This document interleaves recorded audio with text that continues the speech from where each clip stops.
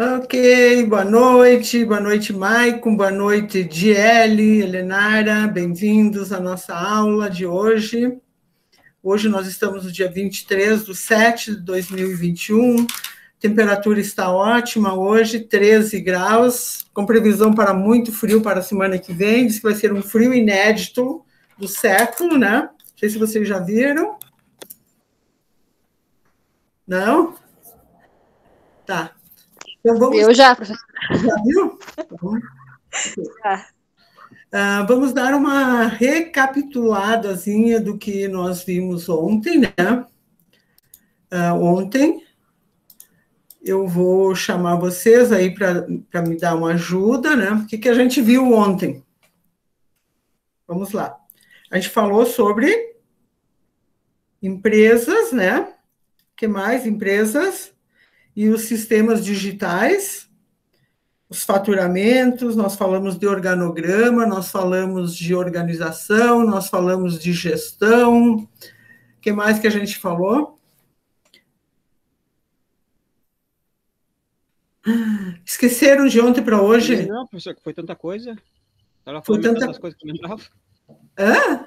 A senhora já falou metade das coisas que eu lembrava. Exatamente, foi o que eu pensei. Então vamos lá. Então eu vou ficar... A parte de planejamento também, a gente falou bastante, foi bastante discutido.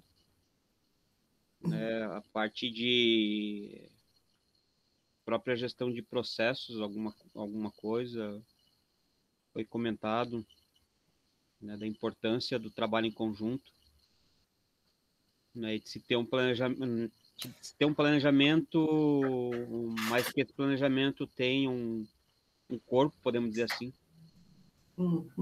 Que mais? Foi falado tanta coisa que... Mas foi falado muito? Você acha que a gente falou demais? Não que tenha falado demais, mas, né, que foi bastante discutido. Acho que a senhora trouxe assuntos bem interessantes. A gente acabou... Tanto é que a gente falou mais que a senhora ontem. Não, eu vou ter que escutar essa aula gravada, ver se realmente vocês falaram mais do que eu. Acho que não. E nós não falamos aí. E quais são os problemas financeiros? Existem problemas financeiros ou não? Existe problema de planejamento, né? Estratégia. Nós falamos bastante sobre isso, né? E aí que, por sua vez, o problema de gestão e de planejamento afeta o dia a dia da empresa. O dia a dia da empresa, né? Que existem os problemas financeiros. Só para mim ter um feedbackzinho bem rápido, vocês acham que a forma como eu dou a aula assim, mais falada, mais comentada, ela é produtiva? Ou, eu sempre falei para vocês, eu tenho a liberdade de falar, eu sempre gosto de um feedback verdadeiro, não para pintar ele. Vocês acham que a forma como eu dou as aulas assim é produtivo, não é? Falta teoria? O que vocês acham? Eu acho que assim está tranquilo, porque, pelo menos para mim, tá? Eu sempre fui de participar muito das aulas. Desde a época de faculdade, eu sempre estava participando. Às vezes falava umas besteiras, mas estava participando, né? Que é coisa normal da gente. Mas eu acho que essa forma e com discussão que a gente traz, né, do dia a dia, como eu falei ontem, eu acho que é bem produtiva, porque a gente acaba aprendendo algumas coisas que a senhora fala, né, na teoria, mas que a gente consegue enxergar na prática. Então, é interessante essa forma de aula, porque instiga a gente a participar e a comentar, né? Bastante coisa. E os demais? Eu faço das minhas palavras do Michael, né? Eu também gosto dessa a parte dinâmica, né? Que a gente coloca em prática em si, né? Toda a teoria, né, que a senhora traz ali, a gente acaba enxergando no nosso dia a dia, né, a gente comenta, é interessante. E a Diele?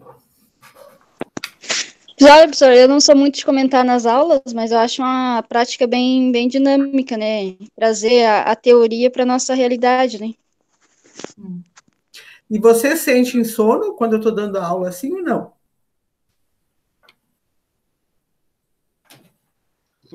Pelo menos para mim não, porque eu gosto de estar comentando, às vezes eu até lhe atrapalho. Então, não atrapalha, não. Eu também não. Tá na medida, na verdade. Então tá. Então vamos adiante. Não sei se vocês estão lembrados esses dias que eu falei da formação de carteira, né? A carteira no mercado de câmbio, que está dentro da disciplina de mercado financeiro, né? Estão lembrados que eu falei que uma ação ou as ações, elas têm uma formação de carteiras, né? Um grupo de ações, um grupo de empresas se reúnem para formar uma carteira de ações, né? Eu falei sobre isso para vocês, e eu disse que no decorrer da semana a gente ia explorar mais esse tema, tá? Então, hoje nós vamos lá. E aí nós temos o mercado de câmbio, que às vezes parece assim um pouco distante da nossa realidade, mas não é, está muito próximo a nós. Está muito próximo, e hoje, mais ainda do que antes, né? A gente trabalha com câmbio, trabalha direto, a gente trabalha com importação, com exportação, e se eu faço essas atividades, eu trabalho com câmbio. O que é o câmbio? É a troca de moedas, né?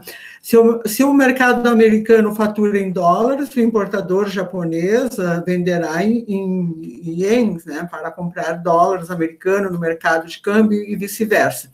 Qualquer um de nós que formos sair do Brasil, a gente tem que comprar a moeda que é daquele país, porque o nosso real vale somente dentro do Brasil, né? É uma moeda como se fosse local. Tem alguns países aqui da fronteira que até aceita reais, acho que é Uruguai, o Paraguai, não me lembro qual deles ali, Argentina, ali bem na fronteira, ali eles até aceitam, mas se não, é tudo, tu tem que trocar. Então, tu vai numa casa de câmbio e troca, ou troca na alfândega, na divisa do país que geralmente tem. Ou, se tu viaja de avião, tem nos aeroportos, também tem as casas de câmbio para você trocar o teu dinheiro por outro dinheiro, né? Por o dinheiro do país ao qual você vai, ou, no caso do dólar, que ele é abrangente, né, no caso dos Estados Unidos e outros países aí que aceitam o dólar, certo? Agora, se você vai para a Europa, você tem que pegar euros.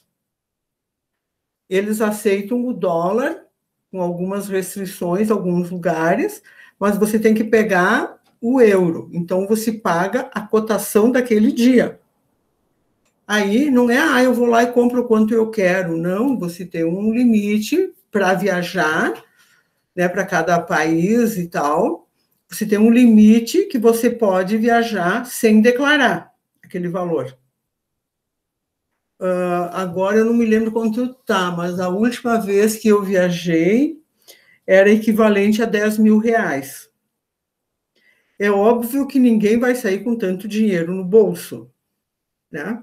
Mas sempre tem os que tem. Pelo que eu estava lendo, é 3 mil dólares ou o equivalente a esse valor, né? No caso, tu viaja... Mais ou menos 15 mil reais, mais ou menos. É equivalente a 10 mil reais, tá? Então, se você vai ter até 10 mil reais, o equivalente a... Hoje o euro, digamos, deve estar 6 e alguma coisa... 10 mil reais, vou botar 6,50, divide, 10 mil reais, tá 6,50, né? 6,50, eu acho que tá. Nossa, você vai viajar com 1.539 euros? Não pode. Como é que é isso? Agora me perdi na conversão.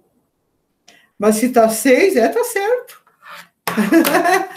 Não é muito, olhe bem, aí você vai com 10 mil, vai lá numa casa de câmbio com 10 mil reais e sai com um fechinho de dinheiro só, né?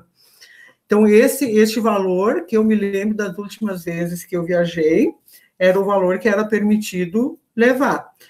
Então, geralmente, as pessoas levam uma quantia em dinheiro, o permitido, quem vai ficar mais tempo, né? Ou é os cartão, geralmente o cartão de crédito, que você pode usar internacional, lembrando que você sempre tem que pedir a liberação no teu banco para usar no outro país, senão você não vai conseguir usar teu cartão lá no outro país. Tem que avisar teu banco que você está saindo e eles registram lá no sistema que você vai usar o cartão, por exemplo, eu vou falar por mim, que o único lugar que eu morei fora foi na Europa.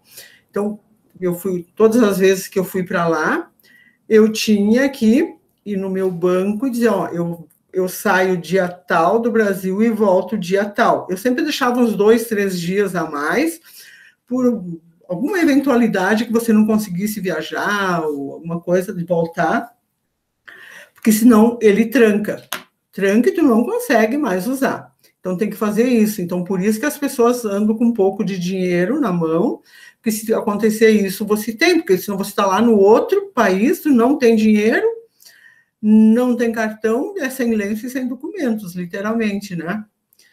E também tem a outra modalidade, que é o Visa Travel Money, que é um cartão que você carrega ele como se fosse cartão de celular. É um cartão igual ao cartão de crédito, só que você vai no banco, você recebe uma senha e eles alimentam aquele teu cartão e você vai usando. Mas também não é em todos os lugares que você pode usar isso. Então, por isso que tem essa questão de usar dinheiro, tá? E aí, não que você seja proibido de levar o equivalente a 10 mil reais. Você só tem um formulário que dentro do avião você mesmo tem que preencher, dizendo quanto você está carregando, né? Transportando, levando contigo. Fora aqueles que levam de malas de dinheiro, que daí eu não sei como é que eles fazem, aí eu não vou entrar no caso. E no câmbio, você tem as casas de câmbio, você tem que se cadastrar nas casas de câmbio, eles pegam todos os teus dados, tudo, e você vai lá e troca, geralmente, e tem diferenças de valores entre as casas de uma casa de câmbio e outra, porque eles têm as taxas também, né, uma questão, é como bancos, né, dependendo das casas de câmbio, tu faz um cadastro, e aí você reserva uma quantidade X de valor, e é o dólar do dia, né? Se eu reservei hoje, ele estava a R$5 e eu vou amanhã buscar, ele está 8, eu vou pagar 8, não tem choro. Então, é um mercado de câmbio, né? No caso do Brasil aqui, ele negocia moedas estrangeiras conversíveis, né? Ele faz a conversão dessas moedas.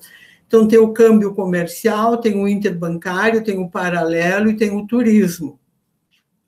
Então, dependendo para cada atividade, você tem um tipo de moeda que você vai pegar ou a conversão dela, né?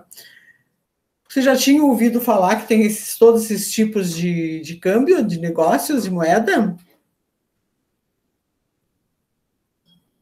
Que tem o câmbio turismo, o paralelo, o interbancário, o comercial. Você já tinha ouvido falar disso? Eu já ouvi falar, prof, mas nunca me aprofundei, né? Mais quando na outra empresa lá eles exportavam, né? Não tinha aquela parte de câmbio ali. Mas geralmente acho que vocês tinham alguém que fazia na empresa, essa que você falou, alguém que trabalhava só com importação e exportação, não tinha? Sim, tinha. Uhum. Então, essa pessoa, ela já fazia todos os processos, né? Fazia todos esses trâmites legais que é obrigado a fazer, né? Junto com a casa de câmbio, eles já deveriam ter a casa de câmbio que já estavam acostumados a negociar, porque uma casa de câmbio, ela tem uma quantia de dinheiro também que ela tem que ter, é um banco, só que é uma casa de câmbio. E os bancos também têm isso, alguns bancos, não todos, tá? E tem alguns que eles têm e outros você pode encomendar pelo banco. Só que o banco também vai cobrar a taxa dele, né? É um serviço que ele está te prestando. Então, por exemplo, na minha cidade aqui, eu me lembro que tinha, quando eu viajei, para mim era mais em conta eu pegar o ônibus de Vacaria a Caxias e ir numa casa de câmbio em Caxias do que pegar aqui em Vacaria. Então, como eu tinha que ir a Porto Alegre para pegar avião, eu parava em Caxias, né? Eu comprava passagem, que dava tempo, ou como eu ia para lá da aula, eu já ia e pegava a moeda na casa de câmbio lá. Porque aqui em Vacaria eu, ao menos na época, não tinha. E aí tinha nos bancos, e os bancos eram muito alto o valor que eles tinham, tá? E aí, eu, no meu caso, era turismo. Não era nem o comercial, nada, era turismo. Porque para mim comprar o comercial, eu tinha que provar que eu ia para negócios. E eu, como ia para estudar, não tinha essa possibilidade, tinha que ser no turismo mesmo. Então, nós temos a diferença entre o dólar comercial, turismo e paralelo, né?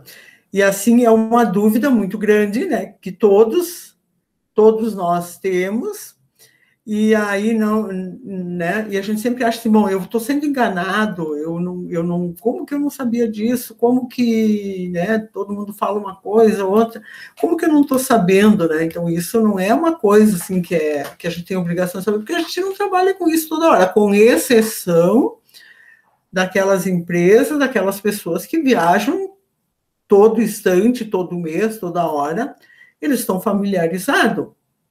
Eu, no meu caso, que faz desde janeiro de 2020, né? Eu viajei em dezembro de 2019 e voltei para o Brasil no comecinho de fevereiro de 2020. Não viajei mais, então nem sei mais como é que tá, mas na época eu usava o turismo. Era obrigatório. Então, desde 1999, quando o Banco Central do Brasil instituiu o câmbio flutuante e deixou o câmbio fixo para trás, não há mais uma taxa oficial. Então, vejam bem, né? Desde 1999 não tem mais uma taxa oficial. E o dólar comercial foi adotado pelo mercado como taxa base. Como qualquer outro produto, a taxa cambial é formada pela oferta e demanda de mercado. No caso, pelo volume de compra e venda em moeda estrangeira pelos agentes autorizados que operam no mercado cambial. Então, tudo é lei da oferta e procura, né? É algo assim, não tem como a gente fugir disso. Os bancos comerciais, bancos de câmbio, entre outros agentes, praticamente durante todo o horário comercial, vendem e compram moeda estrangeira entre si, o chamado mercado interbancário, causando oscilações cambiais a cada segundo. Isso que agora que vocês vão ver quando a gente fala que quem trabalha com a Bolsa de Valores, por que para você trabalhar com ações e investir em ações, ou você tem um agente financeiro para ti, ou você se dedica a isso. Porque ele muda, ele tem oscilações muito grandes, muito, muito. Então, ou você pode deixar de ganhar muito dinheiro, ou pior ainda, perder muito dinheiro, né? Então, por isso que eles dizem, se você não conhece o mercado, não se jogue de cabeça, literalmente é essa, né? Conheça primeiro, se você não conhece as regras de como funciona isso, tem que ir, como a gente diz, devagarinho e conhecendo como é que está o mercado e conhecendo as manhas disso. Agora, imagina assim, a pessoa que trabalha o dia inteiro numa empresa ou próprio no seu negócio, estuda de noite, chega em casa, como que uma pessoa vai ter condições de ficar cuidando dessas oscilações do mercado cambial? Por isso, essas oscilações são maiores durante a noite. Tente fazer uma operação de câmbio depois das 22 horas, ver se vocês conseguem. Uma operação de câmbio, por exemplo, é mandar dinheiro para outro país, tá? Vê se vocês conseguem. Vocês não conseguem. Porque daí é os bancos que estão trabalhando nessa situação. Eu digo isso porque como eu sou aqui no Brasil presidente da Global Edu Líderes, tem inscrições de curso, tem uma série de coisas aqui, eu tenho que mandar o dinheiro para a Índia. E aí, eu, depois das 10 da noite, eu não consigo. Então, eu tenho muita dificuldade de mandar, porque eu não me utilizo de banco para fazer isso. Eu só uso o aplicativo mesmo, do banco, que daí eu não pago as taxas bancárias, porque senão isso é muito caro. Então, imagina, para qualquer valor que você manda, uma taxa hoje para mandar um dinheiro para o exterior, é 180, 190 reais. E, às vezes, o valor que você tem que mandar não é nem esse valor, é bem menos que isso, né? Então, e por que daí tu vai pagar tudo isso? Então, eu faço pelo aplicativo. Mas depois das 22 horas, você não consegue fazer. Não consegue, e se o dólar está oscilando muito, dá erro no sistema o tempo todo. Não consigo enviar o dinheiro. Porque tem essas oscilações, né? Por mais que eu possa enviar um X dólares para lá, para o país, hoje, e ele só vai entrar, sair da minha conta efetivamente depois de amanhã, e tudo, até eles analisarem tudo, se o dinheiro que eu estou mandando, se a empresa que está recebendo lá, né, tem todas essas coisas de fiscalização, a média é 4 dias para chegar o dinheiro lá no país. Tá? Então, e para sair da minha conta também, ele só sai efetivamente quando está tudo autorizado, tá? Ele não sai na hora. Então, pode-se resumir, então, que a taxa do dólar comercial é a base para a composição das taxas de compra e venda da moeda estrangeira nas instituições financeiras, né, podendo ser chamado de, faltou um negocinho aqui, taxa de custo, né? Então, isso aqui é taxa de custo, vou salvar aqui. Então, é como se fosse uma taxa de banco, né? Uma taxa de custo, que eles dizem, é o custo financeiro que nós temos para mandar esse dinheiro é tanto. Então, quem trabalha com banco, você tem as taxas, né? As taxas que você, de manutenção de conta, taxa disso, taxa da colar, e eles falam que é taxa de custo, né? Para fazer essas transações comerciais, o dólar comercial. O dólar turismo oficialmente não existe, embora ainda seja divulgado em alguns sites e jornais. O que muito se ouve é que a taxa turismo é utilizada, por exemplo, pelas agências de viagem para precificação dos pacotes turísticos internacionais ou pelos bancos e corretoras na venda da moeda estrangeira em espécie, o que, na verdade, não é isso. Então, isso é uma artimanha, né? Lembra que eu falei agora há pouco que eu nunca conseguia comprar outro, eu só conseguia comprar esse dólar turismo. Não tinha outro, porque eu não tinha como provar que eu ia a trabalho, eu era a estudo. E para estudo, eles entendiam que eu ia fazer turismo. Então, o que eles alegam? Bom, se você vai fazer turismo no exterior, você pode pagar. Então, não tinha, né? Então, não tinha como. Então, eu achava... Era uma briga toda vez, né? Quando eu ia buscar dinheiro lá, uma casa de câmbio, que eu ia sempre no mesmo. Teve um ano que eu tive que ir 3 vezes a Portugal, e a pessoa que me atendia sempre dizia, não tem, ela dizia, é só turismo, é só turismo. Eu digo, mas eu não vou fazer turismo, vou correndo, trabalhando. Né? Não tinha. Então, eu dizia, então prova que você vai lá fazer algum trabalho, né? Aí eu dizia, mas eu vou num congresso assim, assim. Mas congresso é turismo. Então tá. Vai discutir? Não, né? E o dólar paralelo não merece muita atenção e é uma taxa utilizada no mercado ilícito por pessoas que, por alguma razão, não querem ou não podem adquirir ou vender a moeda estrangeira no mercado oficial. Vocês já ouviram falar em dólar paralelo? Em reais, a gente fala o quê? De agiota, né? E o dólar paralelo, eu tenho no paralelo. O que é? Por exemplo, se eu for lá num banco tal, eu vou dizer, você tem dólar? Não, eu só tenho no paralelo. O que é isso? Eles pegam de alguém que eles têm conhecido que compra, adquire, tem e vende o valor que ele quer. O oficial está 5,50. Eu tenho a 6, a 7. Ele pode, porque é um mercado praticamente é como os agiotas, né? Tem os agiotas regularizados e tem os não regularizados. E esse dólar no paralelo é a mesma coisa. Tem pessoas que têm ali, eu tenho.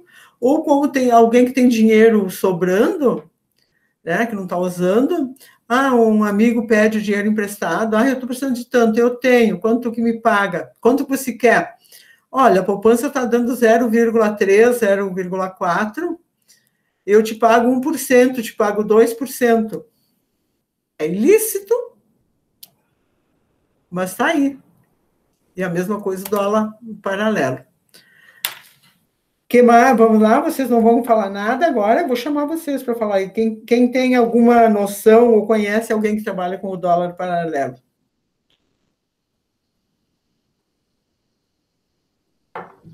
Não, assim que eu lembre,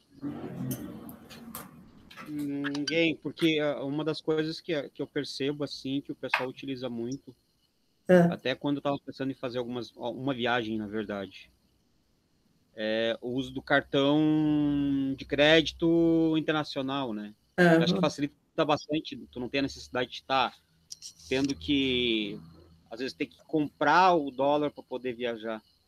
E você corre o risco de perder. Eu, na última vez que eu fui a Portugal, eu não consigo me esquecer, mas eu tive falta de dinheiro porque eu estava na casa de professores, né, que eu ia, que a faculdade me fornecia, e a casa de professores é como uma parte hotel, né? E tem faxineiros, tem pessoas que vão fazer a limpeza todos os dias, não tem cofre, não tem nada, né? E como era também onde eu estava, era num apartamento, era no primeiro piso, e eu viajei um dia, eu estava em Aveiro e eu fui a Lisboa, e eu fui buscar uma colega que estava indo do Brasil, e que ela tinha problemas, que ela não podia, no avião ela tinha companhia ela tinha, como é que eu vou dizer? Ela estava sendo acompanhada por alguém, só que quando ela chegasse no aeroporto, eu tinha que buscar, daí eu fui buscar ela, né, e eu esqueci a janela, a porta-janela da sacada aberta, então não sei aonde foi parar, né, enfim, esses são os prejuízos que a gente tem de viajar com dinheiro, né, deixar ali, ou viajar com cartão. Mas a minha sorte que eu sempre levo muito pouco, e eu uso depois que eu aprendi, porque eu também já fiquei com cartão preso lá em Portugal, quando eu fui a primeira vez que eu fiquei morando lá, por 6 meses, eu tinha levado 2 cartões de banco para garantia, e quando deu 30 dias, ele bloqueou. Aí eu tinha que usar o outro, né? Eu usava o outro, que eu tinha de 2 bancos, exatamente porque já tinham me avisado que podia acontecer isso. E foi o que aconteceu, né? Então, agora, quando eu viajo, eu sempre levo 2, cuido muito dessa questão de deixar a tempo, né? Eu sempre, depois daquela, eu como ia ficar 6 meses, eu tinha que renovar todo mês. E eu de lá não consegui renovar. E eu tentei tanto que eu bloqueei o cartão. Aí eu fiquei sem. Mas senão, o melhor é o Visa Travel Money, que você carrega ele, né? Então, alguém do Brasil mesmo pode carregar teu cartão, se acontecer alguma coisa, né? Porque o dinheiro em si, ele é sempre complicado tu levar, né? Pode perder, tu pode uma série de outras coisas, né? Então, o comercial é formado pelas operações oficiais de compra e venda de moeda entre bancos e expressas empresas, né? Deixa eu arrumar isso aqui. Empresas... Deus, salvar... Viu como a gente erra? Oi? Eu vou deixar a senhora terminar essa parte para não lhe atrapalhar, depois eu quero fazer um comentário. Tá. Então, o comercial aqui é formado por operações oficiais, né? O dólar, o câmbio comercial, de compra e venda de moeda entre bancos e empresas, como exportações, importações e captação de empréstimos, que eu estava comentando antes. E o interbancário, então, é formado pelas negociações entre bancos com prazo de liquidação em 2 dias ou mais, né? O paralelo, como eu falei antes, é formado pelas operações informais de negociação de moeda realizada em casas de câmbios ou doleiros. Tem gente que trabalha com isso. Tem reais, vai lá e investe em dólar, ou euro, enfim, qual for outra moeda, e ele tem ali. A pessoa tem. Aí trabalha nessa flutuação, né? Compra ele em baixa e vende em alta. E o dólar está rendendo muito mais que a poupança, isso é notório, né? E o turismo, que é formado pelas negociações de dólares entre pessoas que irão viajar para o exterior em casas de câmbios ou doleiros, né? Que foi como eu disse para vocês. Eu nunca peguei no paralelo, nunca, porque, como eu já tinha falado para vocês antes, né? Então, eu sempre tive que pegar o turismo, eu nunca consegui pegar o comercial, porque aqui, ó, vocês estão vendo, ó, formado pelas operações oficiais de compra e venda de moedas entre bancos e empresas, como exportações, importações e captação de empréstimos. Então, para mim, só me restava o turismo, ou o paralelo, né? Ok, pode falar agora, Michael, já disse que queria falar. Não, a respeito do dólar ali, hoje em dia existe as empresas que trabalham com essa parte de investimento, eles estão trabalhando com mini dólar, né? Que o pessoal compra na média de 50 a 100 reais mais ou menos, os mini contratos também, né? Para trabalhar como se fosse mais ou menos, funciona mais ou menos como se fosse uma bolsa de valores. O pessoal quer day trade, né? Compra e vende tudo naquela mesma hora ali. Eu acho que isso é interessante. Aí, na verdade... Mas como é que a pessoa faz isso? Ela compra e vende. Para ela vender, tem que ter alguém que queira comprar, né? Sim. Se quiser, amanhã eu arrumo o link aqui para o pessoal conhecer, porque existe um site... um site não, tem algumas empresas, a XP... a XP, sim, a XP... Tem outras empresas também que trabalham com essa parte de investimento, eles têm os mini dólar para vender, né, que são como se fossem ações que você compra, só que você tem que ficar toda hora, tem que montar, claro, a tua conta lá, tem que ficar mais ou menos ligado para fazer esse trabalho de compra e venda, né? Ele é bem complexo, assim, pelo que eu vi lá um pouco. Eu até estava pensando em comprar, mas eu meio que desisti porque teria que tomar muito meu tempo, né, sim, tá em cima. Sim, foi o que eu comentei, né? Por isso que tem pessoas especializadas que só trabalham com isso, porque você não pode se dedicar a outras atividades, somente em cima disso daí, né? Porque senão você perde muito dinheiro. Esse da XP, quando eu estava fazendo doutorado, tinha uma pessoa que trabalhava com a XP que fazia mestrado lá na universidade onde eu fiz doutorado. Mas a XP tem sede aqui mais próxima de nós, que eu sabia, em Florianópolis, né? Você sabia? Sei. Tem, em Florianópolis. Esse rapaz, ele trabalhava com essa empresa de Florianópolis. Tá. Outro questionamento que eu, na verdade, queria fazer eu ia falar sobre uma outra coisa, mas daí como você estava falando nos dólares ali, né, na compra e venda de dólar. Pode falar. Lembrando dessa parte. No caso do mercado de câmbio, e isso foi uma coisa que eu li, eu não sei qual que é a realidade, realmente funciona dessa forma ou não. Que o pessoal fala muito que o Brasil se utiliza no mercado de câmbio flutuante sujo. Por quê? Porque tem intervenção do Banco Central na compra e venda do dólar, né, na entrada e saída do dólar no Brasil, para controlar essa parte. né? Enquanto tem outros países que trabalham com câmbio flutuante, mas ele não tem intervenção do Estado. Não sei qual que é a realidade disso, se funciona até hoje ou... Bom, assim, é muito boa a tua Sabe? intervenção, realmente. O que eu digo, até onde eu sei, mas quem pode até inclusive tirar muito bem essa dúvida é segunda-feira com o Felipe, né? Que ele vai falar para nós. Mas até onde eu sei, o governo controla, sim, essa questão do dólar, né? Porque tem uma série de fatores que ele tem interesse nesse controle. Então, para nós aqui, nós temos o dólar controlado, sim. Eles, para comprar mais, para emitir mais dólares, eles têm esse controle, sim. Não sei se era isso que você queria, era isso, Michael? Não, sim, mas o meu questionamento maior é o quanto isso é... Como é que É eu vou verdade. dizer?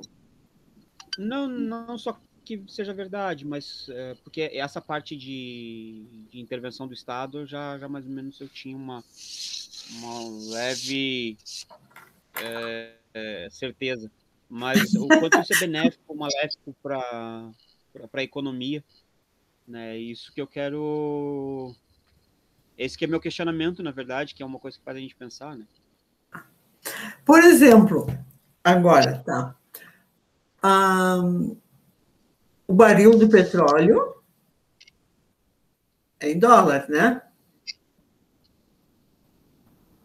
Concorda? Sim. Quando o dólar baixa, o barril de petróleo baixa, não baixa? Sim. E por que nos nossos postos de combustível o combustível não baixa nunca? E quando ele aumenta, quando o barril de petróleo aumenta, ele aumenta também? Ganância. Vocês já observaram isso? Com o perdão da palavra. É? Não, eu falei ganância, com o perdão da palavra. Não, mas Mas, sim, não com é ganância, certeza. né? Não tem que pedir perdão, mas é isso mesmo. Eu queria que alguém me explicasse isso. Com certeza. Mas Deve aí ser que muito envolve... difícil, prof, eles arrumar no sistema, né? Olha, eu não tinha pensado por esse lado, Helenara. É, Agora, eu penso assim, ó, o que tu comprou, digamos, se tá ali no teu tanque, se tu comprou e, digamos, não usou tudo o tanque e já baixou, daí tudo bem, aquele ali tu mantém o preço, né? Mas para os novos, por que não repassar, né? eu penso assim. É que se é uma oportunidade deles ganhar mais, porque a gente não É que, fica na cuidando verdade, isso, baixou lá o dólar, vocês compraram, a gente não tem esse controle interno deles, né? Então não tem como exigir, tu precisa pagar o que eles querem, né? Não, mas assim, pode eu falar. meio que você é o advogado dos maliciosos aí. Eu acho que aí, no caso, envolve várias coisas, né? Porque tudo na economia acaba atingindo, de certa forma, as empresas, não só os postos de gasolina, mas em todas as empresas. Desde uma estrada ruim, que o caminhão tem que passar para entregar, problemas com, sei lá, com a má qualidade do próprio combustível, que muitas vezes, né? Isso aí, às vezes, na grande maioria, é eles que fazem, mas são várias coisas que a gente precisa enxergar para poder, desde um aumento numa energia elétrica também, da água, são várias coisas que a gente tem que enxergar para poder tentar, pelo menos, justificar o porquê de não baixar os preços, né? Eu sei que muitas dessas justificativas acabam sendo meio que vazias, mas, sei lá, é um, é um, pens, é um pensamento que eu tenho, assim, né? Eu acho que tem muita coisa em volta que acaba atrapalhando um pouco isso. Eles meio que querem recuperar aquele períodozinho ruim, né? Sim, mas e nós? E nós? Nós nunca se recuperamos. Nós recuperamos quando o nosso período ruim? É a mesma Verdade. coisa, aqui em Lages a gente está com uma... Como é que eu vou dizer assim? Com uma febre boa, que são várias são até por causa do barateamento do produto, são várias casas com energia solar. O pessoal está arrumando aquelas placas para captura, né, da energia solar para dentro de casa, para tentar reduzir um pouco esse gasto com energia, porque também, se tu for olhar para um lado, a energia elétrica é a mesma coisa, todo mês está aumentando, né? Então, são coisas que a gente precisa meio que se adaptar a isso. No caso do combustível, começar a usar bicicleta, por exemplo, né? Eu acho que os carros elétricos também vão vir para ajudar isso, né? Às vezes vale muito mais investir num carro elétrico para não ter que gastar combustível do que você pode carregar ele em casa, do que ficar esperando pelo Estado ou pelas empresas diminuírem o preço de combustível e de outras coisas. Mas aí agora eu vou perguntar assim, tá, vem o carro elétrico, a energia não pode aumentar? Nossa, professor. Mas aí existe aquela situação das placas de captação de energia solar, né? Só que com todo esse pessoal usando essas placas, por exemplo, qual que seria a justificativa da gente estar numa bandeira vermelha, né? E eu questiono, outra coisa que eu pergunto para vocês já olharam na conta? Ai, que pena que eu não tenho nenhuma conta de luz aqui. Na conta de luz de vocês não olharam? Sim, esse mês não teve como, né? A partir do dia 1º de julho, só bandeira vermelha, todo mundo se assustou do valor. E aí está sendo cobrado. Teve uma época que o governo subsidiou, em 2013, 14, não me lembro, o governo subsidiou uma parte da energia, né? E agora está vindo a cobrança da diferença nas contas de luz. Sim, e a cada 100 quilowatts que é gasto, tem uma taxinha de R$10, né? Exatamente. Tá vendo as cobranças, né? E as cobranças por exemplo, na minha conta de luz do escritório, que eu vi agora essa semana, veio a diferença de bandeira vermelha de janeiro, fevereiro, março, abril e maio. Veio tudo numa... Quando eu vi a conta, digo, mas que horror. Aí eu pensei, não, mas tudo bem, é que o mês estava muito frio, a gente ficava com o ar-condicionado ligado direto, né? Foi por isso. Mas aí eu fui ver o consumo, daí eu comecei a ler. Puxa, digo, não acredito. Sim. E aí a gente recupera quando? Aquilo que os clientes não pagaram para a gente, aquilo que, né? A gente recupera quando? Realmente é complicado, né, prof? Nossa, eu até liguei para a RGE para ver, eu não tinha entendido, né, que tinha mudado a bandeira, porque eu não assisto TV, não tenho tempo. Daí a guria se justificando da RGE, olha, mas tu não viu nos noticiários desde o dia 1º de julho, que devido a estarem tendo que achar outros meios de conseguir a energia, passou-se para a bandeira vermelha, foi bem polêmico, enfim, que ela disse, agora, independente do horário que tu usar, eu disse, porque eu cuidava muito do horário a partir das 6, né? Que até as 9, acho que dobrava, né? E ela disse, mas agora na bandeira vermelha, qualquer horário que tu usar é bandeira vermelha. Exatamente.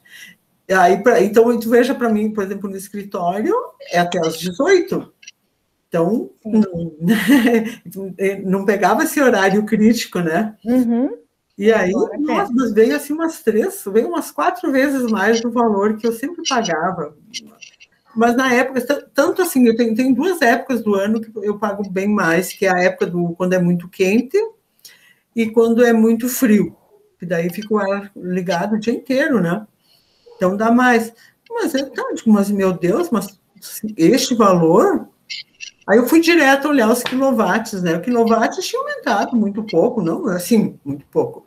Não que justificasse aquele valor. Aí que eu fui lendo tudo, né? Digo, manda não ler, né? Eu aumentou R$200. De 328 foi para 522. A minha acho que foi mais ou menos, aumentou mais de 200 também. E a gente nem fica em casa, né? Então é complicado pagar 500, meio salário mínimo em luz, né? De luz, exatamente. Aqui também, aqui perto de nós, da minha casa, tem várias pessoas que estão com essas placas de energia solar. eu acho que é por aí, né? Não tem outro jeito, né? Só que eu acho que elas ainda estão um pouquinho caras, né? Elas deveriam ter um outro valor, porque ainda, como é tudo que é novo, né? Quer dizer, não é tão novo assim, já faz anos que tem, mas ainda está no auge de se utilizar isso, então está muito caro ainda, eu acho, para você instalar uma placa de energia, né? Quando você tem um ambiente menor, é mais fácil, mas quando você tem um ambiente maior e tal, aí fica complicado, né? Vamos adiante? Oi? Oi? O problema dessas placas de energia, pelo menos aqui em Santa Catarina, uma parte da energia vai para a Celesc, né? Vai para a empresa de tudo que é excedente, vai para a Celesc, você tem que pagar uma taxa ainda para eles. Sim, porque eles têm o direito de distribuição, né? Daí para você conseguir colocar, você tem que pagar uma taxa para eles. E sem contar que o excedente vai para eles, né? Da energia. E vai para eles. E aí, então vamos ter que, como disse um presidente que nós tivemos, embalar vento. Vocês não sabiam dessa? Sabiam, sim, né? Ou não? Pela qualidade que a gente tem de líderes, não é duvidar, não. Verdade? Não. Vem dizer que vocês nunca ouviram falar dessa? Não, eu já escutei sim. Eu acho que foi em 2015. Por aí. Hã? Por aí. 2013, 14, por ali, não foi, né? Não me lembro direito. Na verdade, foi da... Não fala nomes. Da última presidente que a gente teve. Da última, exatamente. E assim, eu achei que era a história que estavam falando, tá? Porque imagina uma pessoa vai falar isso numa conferência internacional.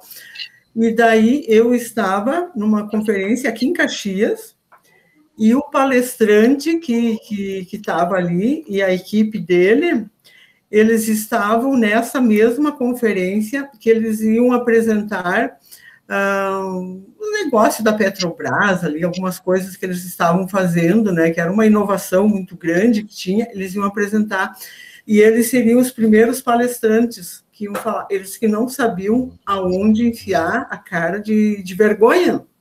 Mas o pior ainda é que teve pessoas que defendiam ela que acharam lá na Noruega o pessoal com uma máquina que fazia isso. Né? Tá, tudo bem.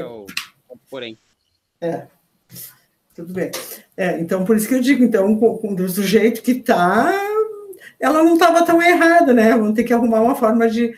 Mas, na verdade, eu acho que ela não queria dizer de armazenar vento, seria de utilizar o vento, né? Para gerar energia, essas coisas. Mas, assim, eu acho que não há esse interesse de usar as usinas eólicas. Mas vocês ali em Santa Catarina têm ali... Mas é pouco utilizado.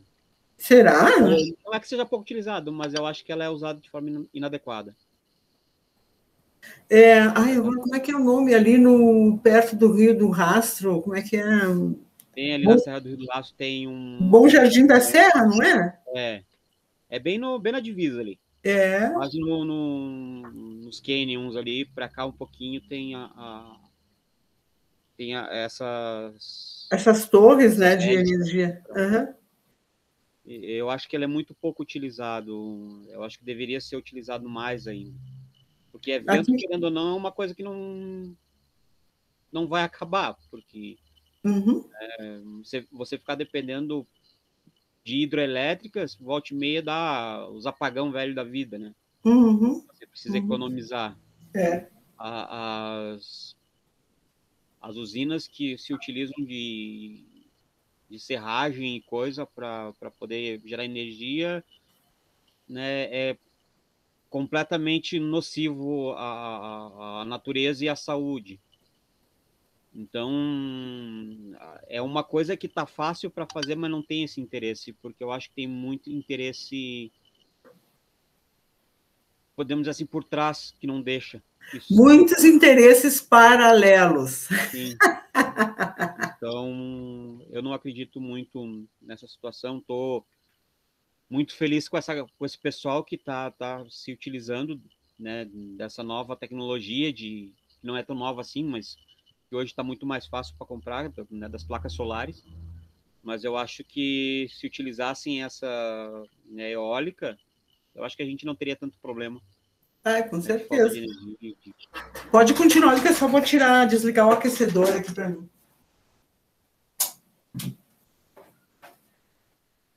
Depois que a sala fica totalmente fechada, daí fica quente, daí não precisa mais economizar energia. Então, sei lá. Aqui no Rio Grande do Sul tem, agora não vou me lembrar o nome do município, mas é próximo a Torres. Também eles têm essa energia eólica ali, mas diz que é bem utilizado ali. Não sei mensurar em valores, em quantidade, quanto que isso representa para uma determinada região de consumo de energia ou não. Eu acho que falta um pouquinho de estudos para isso também, né? Ver o quanto divulgarem isso, falta um pouco de divulgação. Quando eu estava no Paraná, que eu estava vindo embora, a gente passou por um campo que estava com bastante dessas usinas. É interessante porque, né, aqui no sul do país, principalmente, eu acho que a gente poderia utilizar mais esse tipo de energia, né? Imagina, tanto nós aqui em Vacaria quanto vocês ali em Lages, tem bastante vento, né? Sim. Esses dias eu estava quase levantando o local que eu trabalho. Esses dias o vento estava quase levantando o local que eu trabalho. Teve uma semana passada. De madeira, daí... tinha bastante vento, acho que era na outra semana, né? Muito forte, de dia, de noite, bastante vento. Vamos adiante, senão nós não vamos conseguir cumprir com a nossa aula de hoje. Deixa eu até ver que hora é para mim me controlar aqui. Está cedo ainda. Tá? Aí depois nós temos o mercado derivativo também, né? Alguém de vocês já ouviu falar do mercado derivativo?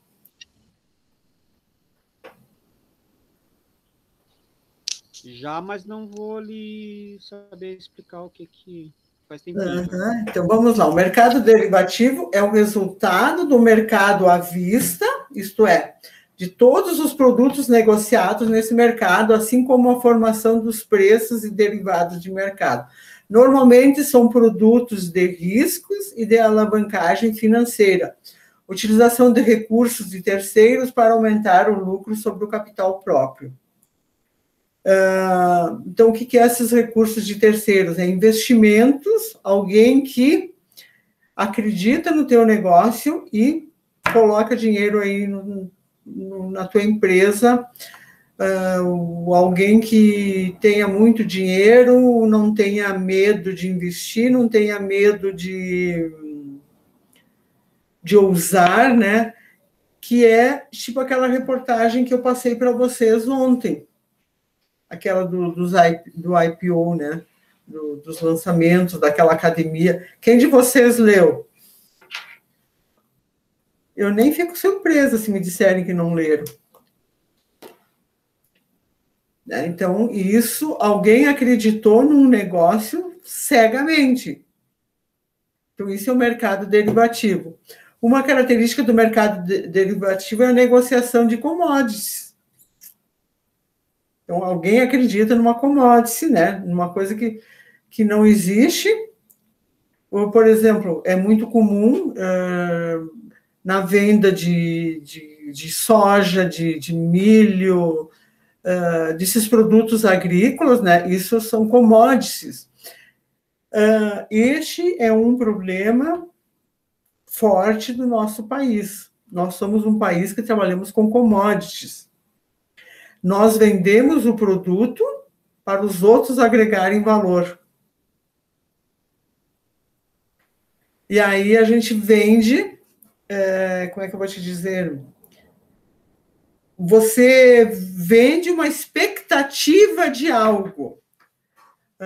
Por exemplo, uma cooperativa pode fazer um negócio contigo de comprar tantas sacas de soja, ou eu me comprometer que eu vou fornecer tanto, mas eu não sei se eu vou produzir aquilo.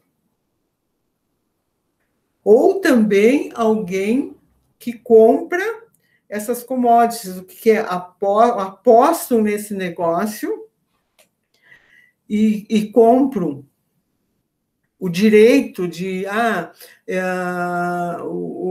eu estou produzindo soja, ok, eu produzo, e o Maicon compra toda a minha produção. Sabe que eu não sei quanto está a saca de soja, mas eu vou jogar um valor. Compra toda a minha produção de 2021 a R$100 a saca. Eu nem comecei a plantar ainda.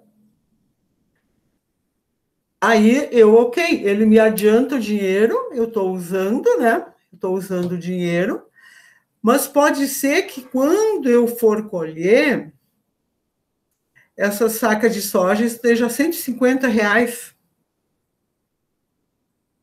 Mas eu vou ter que entregar toda a minha produção, toda a quantidade que eu negociei com o Michael a R$100. Porque é uma commodity.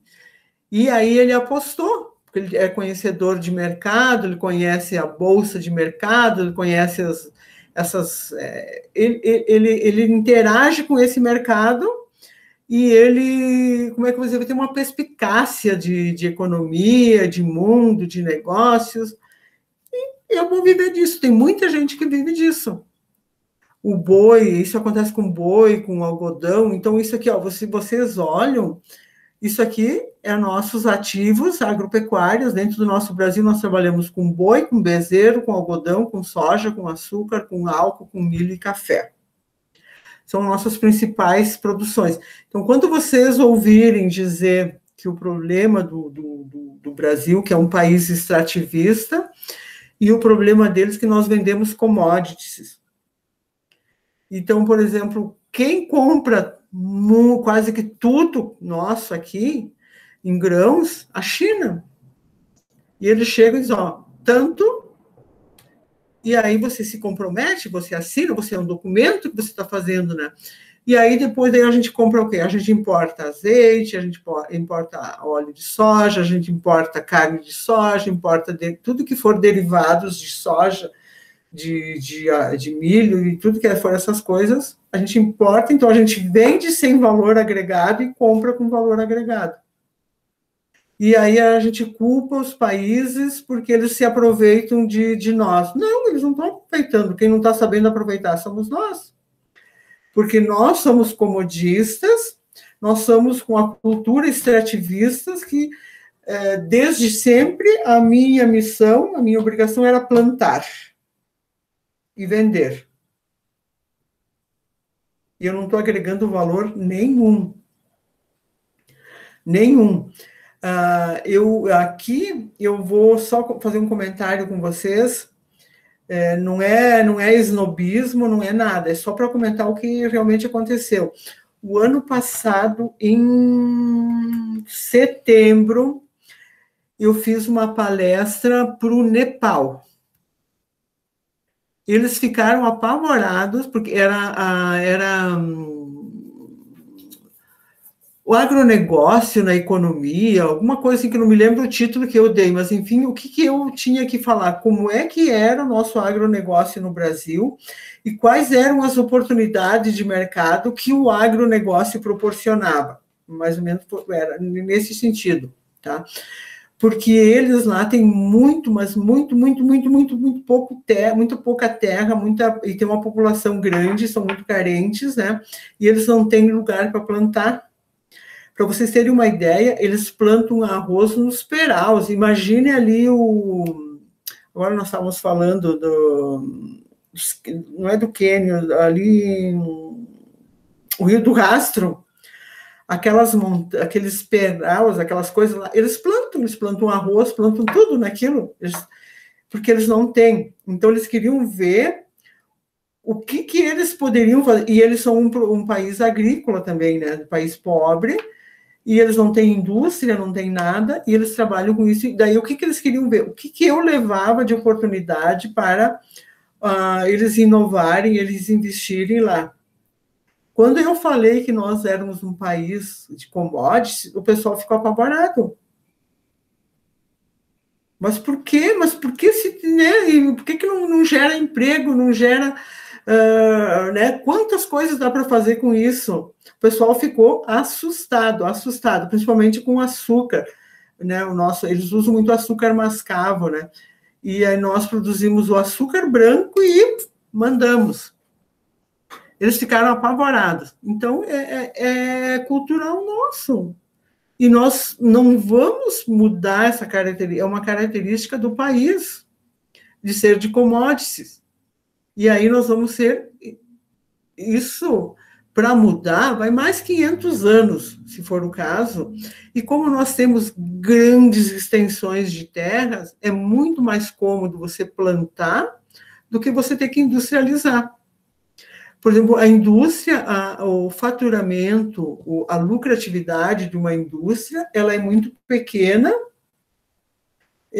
e gera muitos investimentos, ao passo que para você plantar uma lavoura de soja, hoje com toda a tecnologia que tem, as máquinas, né, você faz muito mais, como é que eu vou dizer, produz em quantidades sem valor agregado. E daí você não gera empregos de qualidade, você não gera mais empregos.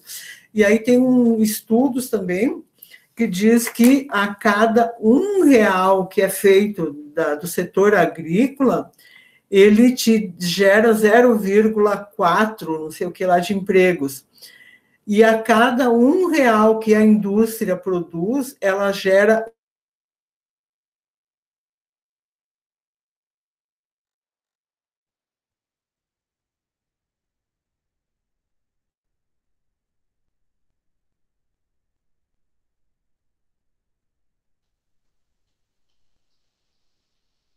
as pessoas que trabalham.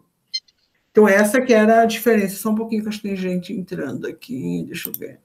Não, engano meu. Tinha caído aqui, prof, para mim. Tinha caído a minha internet? A minha? Sim. E vocês não estavam me escutando, então? Acho que uns 10 segundos, mais ou menos. Isso, foi rápido. Tentei avisar, mas não, já voltou. Daí. Já voltou? Eu não vi, bem que escutei o... Não pode cair a internet de novo, Deus, e está ventando, talvez seja isso. Não sei o que tem a ver o vento com a internet, mas tudo bem. Tá? Então, vocês me ouviram até onde?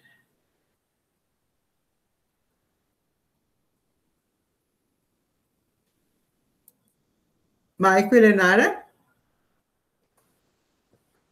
Prof, ali até a parte onde a senhora estava falando, eu até estava fazendo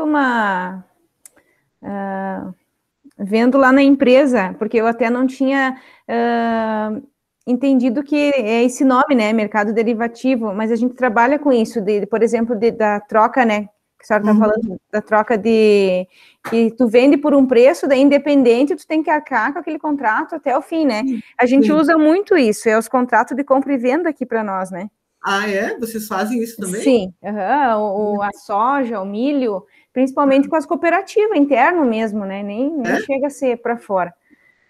Interno mesmo, tipo, tu vende para as cooperativas e daí é meio que um lança para sorte, né? Porque às vezes daí tu já vende toda a tua safra do ano seguinte, por exemplo, né? Daí tu vai em média do que está no mercado hoje, mas pode ser que o ano que vem esteja melhor ou pior, né? Então é um jogo, né? Na verdade, é um jogo. Por isso que ele está dentro da questão de mercado de capitais, de mercado financeiro, né? Por isso que eles estão dentro desse derivativo. E se você for olhar mercado de capitais, é ações, né? Tu só trabalha com ações. E aqui não deixa de ser ações, só que de outra forma, né? Você não trabalha com ações, aqui tu trabalha com sacas de soja, você trabalha com arrobas de boi, ou quilos, enfim, o que for, soja, açúcar, álcool, né? Tudo é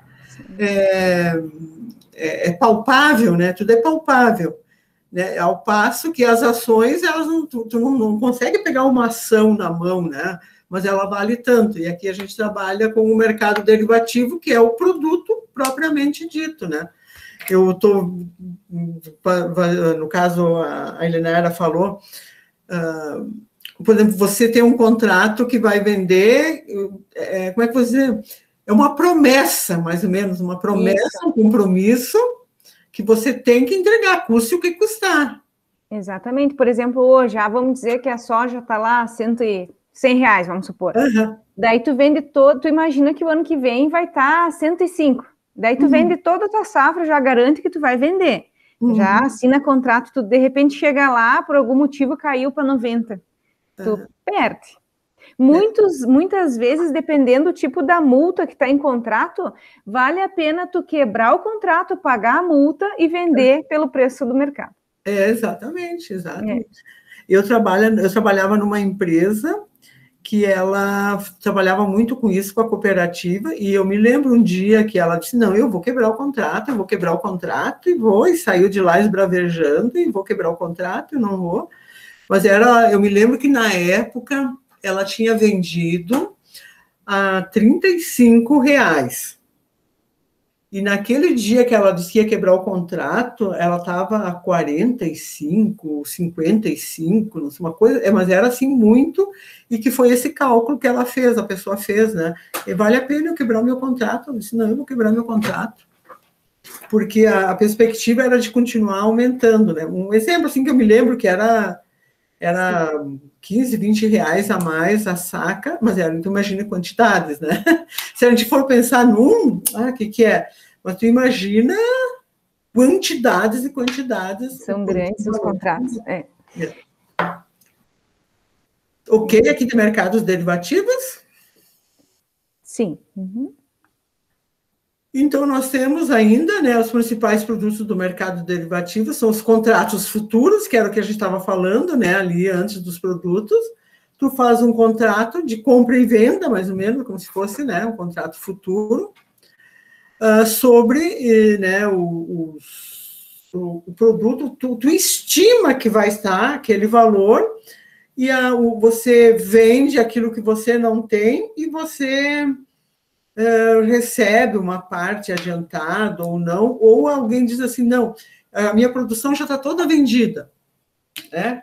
Que bom, já toda a tua produção vendida, mas depende de como, né? Isso pode até na indústria, pode acontecer, né? Tu vende toda uma produção da tua indústria, mas e aí o teu produto, tua matéria-prima pode ter sofrido oscilações de mercado durante o ano e tu tem que entregar X quantidade lá no final do ano. Imagina, Helenara, você disse que tem uma fábrica de móveis, né? Sim. E aí imagina que vocês venderam, sei lá, não sei a quantidade de armários para um closet, enfim, uma coisa que fosse, né? E para entregar em dezembro. E durante todo o ano foi tendo aumento de mão de obra, foi tendo aumento disso, aumento do produto que é passado, aumento da matéria-prima lá, de puxadores, de não sei o quê, não sei o quê, não sei o quê, que lá no final você está trocando 6 por meia dúzia. Ou você tem que analisar quanto custa para quebrar esse contrato. Digamos que pela experiência, assim, de um estufo que já foi tomado nesse sentido, hoje o que se faz? Se foi orçado hoje, por mais que seja 90 dias a entrega, 30, 60 dias, depende o que, né? Já se pega o valor, em média ali, que nem o meu esposo trabalha, digamos, com o dinheiro do cliente, dependendo a negociação, né? Uhum. Ele pega a entrada, o valor que ele vai gastar de custo de material. Uhum. Então, o que ele faz? Ele garante aquele preço porque ele já pegou o dinheiro, ele já comprou, né? Ele não pode colocar na produção, mas já está comprado, garantido ali o preço, porque realmente oscila muito. E a questão de uma semana para outra, uma vez ele dava os orçamentos, 30 dias está valendo o orçamento, hoje é 7 dias. E olha... E olha lá, porque arriscando ainda, né, ter que...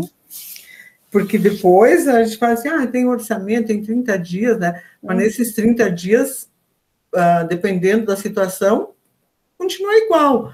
E dependendo, nossa, aí se foi teu lucro, né? Sim. Aí depois tem as opções sobre o disponível, contrato a termo, essas swaps, né? Que são todos mercados derivativos, ok? Então, vamos lá, só tem uma explicaçãozinha de cada um deles. Os contratos futuros, como a gente já falou, um monte deles, né? Que é o que nós temos muito comum, que é o mais comum mesmo, né? Os contratos são realizados com duas contrapartes, né? Uma compra, a outra vende, né? Aqui as commodities, que entram, tudo que é commodity, a soja, boi, né? Enfim... esse mercado agrícola, né, que tem ajustes diários.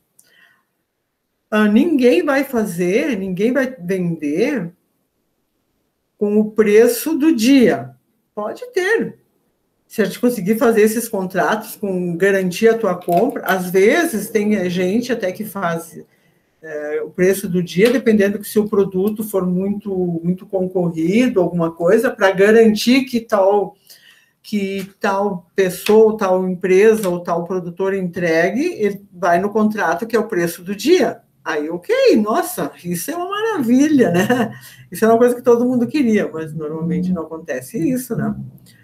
Tem a opção sobre o disponível, que é o qual o investidor adquire o direito de comprar ou de vender um contrato futuro com data e preço pré-estabelecido. Então, isso é o que acontece, o preço pré-estabelecido. Aí, lá adiante, é um jogo. Na verdade, é um jogo. É difícil os dois ganhar. Alguém sempre vai ganhar e o outro vai perder. Se é um jogo, sempre vai ter que ter um ganhador. O empate é raramente, muito raro.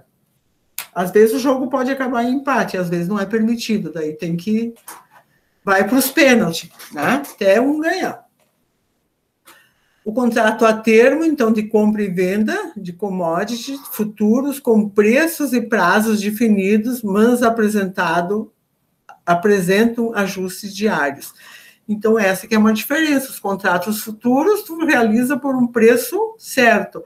E o contrato a termo, então, você como é que eu vou dizer? A partir do momento que tu faz esse contrato a termo, ele tem essa garantia dos direitos diários, né, dos ajustes diários que tem.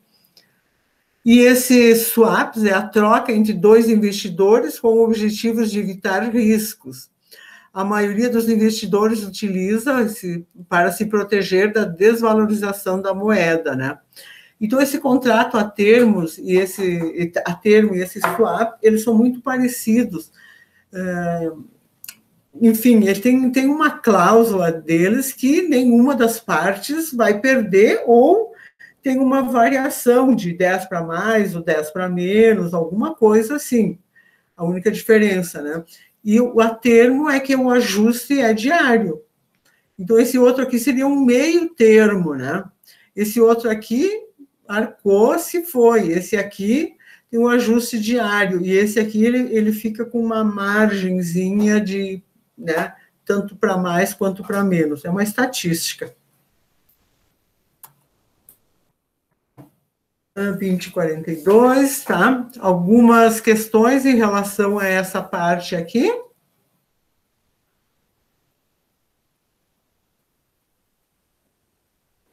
Por mim, tá tranquilo, prof. Tá tranquilo? Entendido. Até consegui assimilar. Deu para assimilar, tá. Quem é que disse que precisava sair às 20? Era eu, prof, às 21. Era ou é? É que é interessante, só que, né? Tá, então vamos para mais uma outra parte aqui, só para te complementar, daí depois vocês podem ir. Aí também nós temos a formação das carteiras. Era esse aqui que eu queria ter entrado antes, mas tudo vai fazer diferença. A ordem dos fatores não altera o produto. Então, a formação das carteiras, né? Nós ouvimos muito falar dos índices Dow Jones, né? Dow Jones Industrial, e que é os mercados acionários, né? Que esse índice aqui, geralmente, é o que manda. Não tem... Esse índice aqui é um índice universal. Então, é ele que está determinando o valor do mercado, né? É ele que se baseia em tudo por ele. Isso daqui, geralmente, né? Ele é nos Estados Unidos e, como é que eu vou dizer? Serve para o resto do mundo. Então, esse índice de mercado serve também como referência para a análise do comportamento dos preços de determinada ação, pois já há muito se sabe que as cotações das ações obedecem à tendências gerais do mercado, né? Dos presentes mercados. Então, este daqui, tudo, esse índice Dow Jones, é como se fosse um indicador de valor, né? É ele que determina todo o mercado. A análise de ações como assuntos independentes do campo da teoria e das pesquisas científicas, né, foi iniciada por esses Charles Wells Dow, né, que foi o que elevou o índice Dow Jones, que ele foi um teórico, enfim, que ele criou uma fórmula que, baseado naquilo, não tinha como errar. Tanto é que levou o nome dele, né? Então, imagina, ele nasceu em 1851 e se foi em 1902, né? Durou um bom tempo. Então, hoje, quando se fala da teoria de Dow Jones, que nunca, na verdade, foi escrita academicamente, mas devemos reconhecer que ela foi... né, foi descoberto por ações e obedecem tendências gerais estabelecidas pelo mercado acionários como um todo. Então, nunca teve, é claro que também naquela época, né, não tinha nem nada assim acadêmico, mas era um estudioso que conseguiu fazer uma fórmula famosa que não tem como errar. Então, isso aqui mais para vocês terem conhecimento, enfim, se ouvirem falar dos índices Dow Jones, né? E aí como ele surgiu, enfim, daí vocês vão ter esse material aqui, vocês podem pesquisar mais, porque isso aqui, na disciplina de mercado de capitais, a gente trabalha muito forte e o pessoal aprende a fazer os cálculos também, tá? Para encontrar esses índices. Mas não é o caso da disciplina de vocês, é para vocês terem um pouquinho de história dos índices, né? Então, as ações componentes dessa primeira carteira eram as seguintes, sendo as 9 primeiras empreendimentos ferroviários, tá? Então, quando esse índice, essa Dow Jones aqui, quando eles começaram, eles usaram tudo que era dos empreendimentos ferroviários, eles agruparam, né? Isso se formou uma carteira de ações do índice Dow Jones. Então, o ferroviário, muito antigamente, era um meio de transporte, era o que mais se empreendia, né? Eram os primeiros empreendimentos ferroviários, né? Que eram esses daqui, e formaram essa carteira de ações. Então, isso se chama carteira, ou um grupo de empresas do mesmo segmento formam uma carteira de ações. Então, essas aqui eram as principais que tinham na época. Então, quando a gente fala de uma carteira de ações, um grupo de grandes empresas, né, muito grandes empresas, né, se juntam e formam essa carteira, porque eles são mais fortes, muito fortes, e as ações deles tu vendem no mundo daí. Ao passo que, se uma empresa só dessas aqui sozinha colocar as ações na Bolsa de Valores, qual é a garantia que as pessoas que vão comprar as ações dessa vão receber as ações delas? quando um grupo assim forte se une, você tem certeza que tu vai receber, que isso não vai quebrar se uma empresa desse grupo falir ou coisa parecida, mas tem todas as outras que te dão suporte.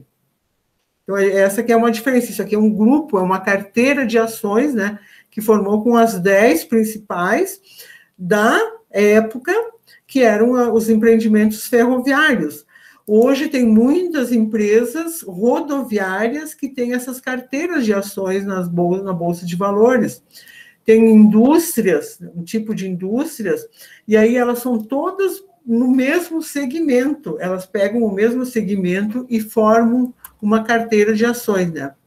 O grande surto da industrialização norte-americana estava apenas começando, logo se iniciaram as consolidações que formariam os gigantes trusts, os trusts corporativos, indústrias que passariam a centralizar a atenção dos investidores, enquanto se encerrava a era do ouro e das ferrovias.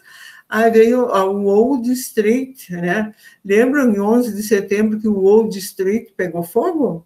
Quer dizer, os aviões não pegou fogo. Nossa, eu me lembrei do fogo, enxergando, parecia um fogo indo nos prédios, e eu falei fogo em vez dos aviões, né? O Wall Street, o meu inglês é muito ruim, e era lá o centro do poder. Lembra que a gente dizia, os aviões atingiram o centro do poder, o Wall Street.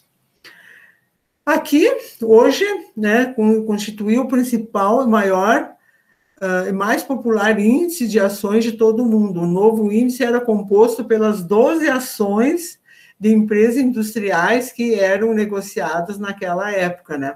Então, aqui eu tenho uma observação que meus alunos utilizavam um livro, que essa parte estava naquele livro, né? Dow Jones Indústria, daí tinha essa abreviatura, ó, porque as ações na Bolsa de Valores, elas não vão estar com todos aqueles nomes, elas vão estar com abreviaturas, ó. Então, esse grupo de indústrias levava essa abreviatura, vocês não vão ver nomes das empresas, vocês vão ver um grupo de letras, que esse grupo de letras forma uma carteira de ações. Aqui, então, né, meus alunos iam trabalhar com uma planilha da composição das carteiras, né, eles iam formar, eles tinham numa página tal, um grupo de empresas, e eles tinham que formar a carteira desse grupo de empresas, com as mesmas atividades, né? Aí depois eles tinham que calcular, formar o preço das ações, né? Enfim, né? Uma série de outras questões que eles tinham que calcular ali nesse grupo de ações que eles faziam, tá? Então, neste momento, eu terminei o conteúdo que eu teria para dar para vocês, né? E como não é a disciplina de vocês de formar o preço das carteiras de ações, e se vocês somente entenderem como é que é formado esse mercado financeiro, e por esse grupo de empresas que formam uma ação, né? Por exemplo, você vai comprar ações da Petrobras, você não vai encontrar Petrobras, você vai encontrar BR. Então, você já sabe, quem trabalha com ações vai encontrar que dentro daquele grupo BR, né, tem ações da Petrobras. Que a Petrobras não é uma empresa só, é um grupo de empresas, de muitas empresas que tem ali dentro. E assim sucessivamente, né? Então, se vocês tiverem a oportunidade de olhar aqueles painéis das bolsas de valores, vocês vão olhar assim, ele vai estar correndo muito, o tempo todo, né? É cheio de letrinhas. Aquelas letrinhas são as carteiras de ações que estão sendo negociadas. E dentro daquele grupo de letrinhas, tem um grupo de empresas que são batizadas, né? Aquela carteira de ações é batizada de BLX, não sei o quê, que dentro daquele grupo de letras é composto por essa e por aquela outra empresa. Então, por isso que tem aquele montinho de letrinhas passando nos letreiros, assim, o tempo todo.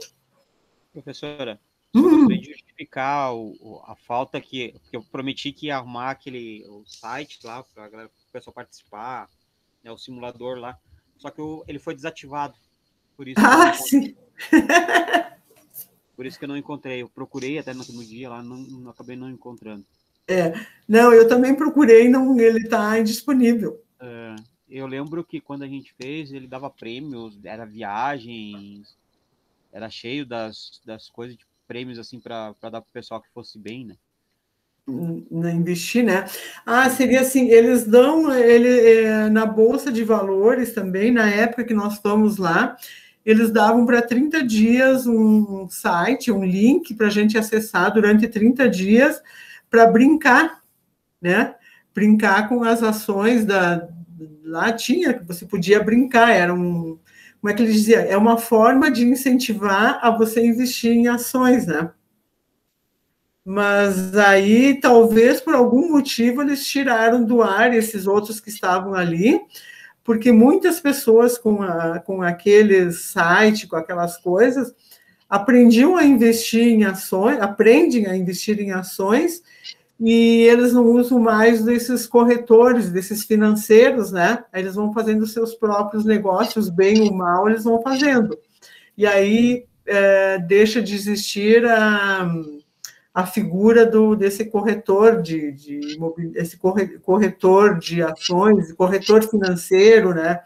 Enfim, essa pessoa. Pode ser isso também, né? A gente não sabe como é que eles pensam, né? Esse simulador, ele vinha com... Era o que estava acontecendo na Bolsa, acontecia ali também. Então, teria que mais ou menos estar lendo, estar estudando para poder fazer os negócios certos, né?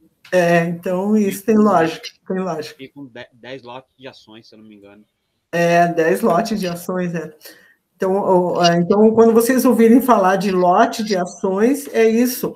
É a composição de um grupo de empresas que resolvem colocar as ações na Bolsa de Valores, né? Resolvem não, eles precisam de autorização para poder colocar as ações na Bolsa de Valores, e formam o lote, é um lote de 1.000 ações, porque a gente vai comprar por lote, né? Os lotes de ações. Um lote de 1.000 ações da carteira tal, a carteira com letras lá. Um lote de 5 de 1.000, não sei quantas ações da carteira, não sei quanto. Então, tudo são lotes, né? E que formam um grupo de letrinhas que vão para a Bolsa de Valores, para quem quiser adquirir, faz isso. Hoje eu falei demais. Hoje fui eu que falei demais. Eu acho que é interessante até, porque é bastante coisa que a gente acaba vendo, mas não sabe exatamente qual que é, como a Leonara falou ali, né? Ela começou a fazer o comparativo, colocar o local onde ela trabalha e com o que a senhora estava falando, é mais ou menos no mesmo sentido, assim. Tem muita coisa que a gente conhece, não pelo nome, mas que a gente acaba... né, fazendo, né? Fazendo. E agora, então, aquele material que vocês têm, que eu passei ontem, que fala sobre o IPO, tá? Que o IPO é o momento que esse grupo de empresas, porque antes de formar esse grupo de empresas, elas têm que passar por esse IPO, né? Que é o momento que eles colocam as ações dessa empresa na Bolsa de Valores. Ou seja, que a empresa é autorizada a vender as ações, tá? Então, por isso que eu coloquei esse material de vocês ali, para vocês. Eu até, os que não conseguiram ler, eu gostaria que vocês dessem uma lida, assim, rapidamente agora, enquanto eu tomo uma aguinha, e a gente discute. Dou uns 5 minutos para vocês olharem, porque eu peguei a notícia toda como estava na internet, tá? Então, não tem recorte, não tem nada. É como estava a notícia na internet, com o redator que estava escrevendo, enfim, a forma que está ali, eu copiei da internet inteirinha, até com as figuras e tudo, tá? Então, eu vou dar uns 5 minutinhos aí para vocês lerem, e eu vou tomar uma aguinha aqui, enquanto eu descanso a minha garganta, e depois a gente volta a discutir, pode ser? Discutir não, falar sobre o tema. O que vocês acham? Eu não acho mais nem moeda de 5 centavos.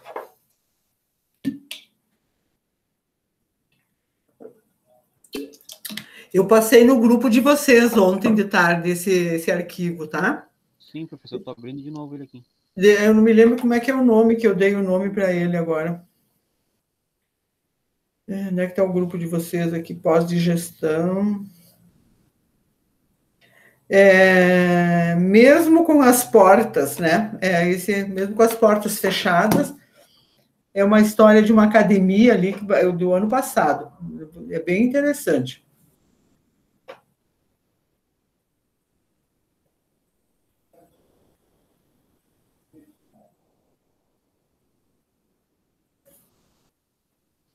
Na verdade, essa academia, eu até estava olhando esses dias, ela virou uma franquia, né? Hoje ela vende a marca. Para quem quiser montar academia, é uma marca, na verdade. E por quanto ela foi vendida? Quanto ela foi vendida? Por quanto, né?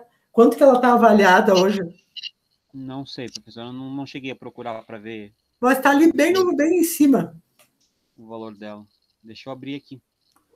Esses 26 milhões aqui, deixa eu ver. Nossa Senhora. Olhe bem, olhe a estratégia que eles adotaram também, né? Tem estratégias aí no meio. Estou abrindo aqui no meu celular. 26 milhões de clientes eles têm nessa plataforma, tipo, online, né? Eles vendem como se fosse aqueles exercícios, né, para te fazer em casa, sem precisar ir na academia. Se adaptaram. 13,1 bilhões. A Smart Fitness, né? Smart Fit. 13,1 bilhão vale. Olhe bem. Inicial, né? Sim. Com o recente IPO, né? Com o IPO, ela colocou foi lançado na Bolsa de Valores.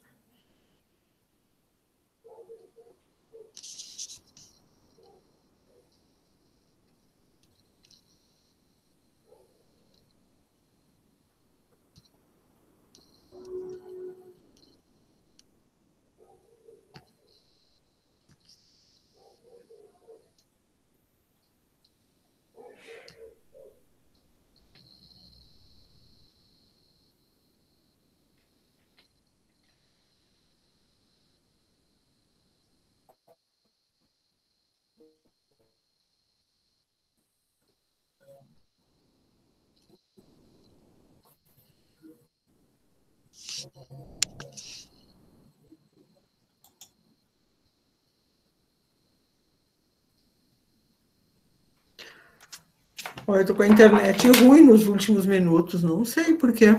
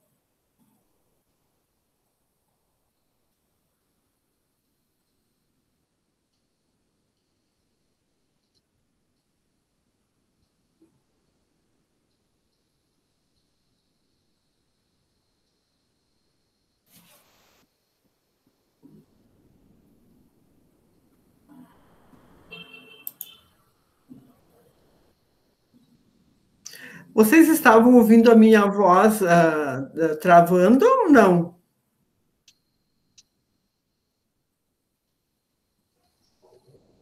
Antes, prof. Não, ele, por uns segundos ali, ele parou totalmente para mim. Aquela hora? Aquela hora? Porque eu recebi um aviso aqui que a minha internet tá oscilando muito. O que está acontecendo? Para mim aparece cheio aqui, né? Não sei.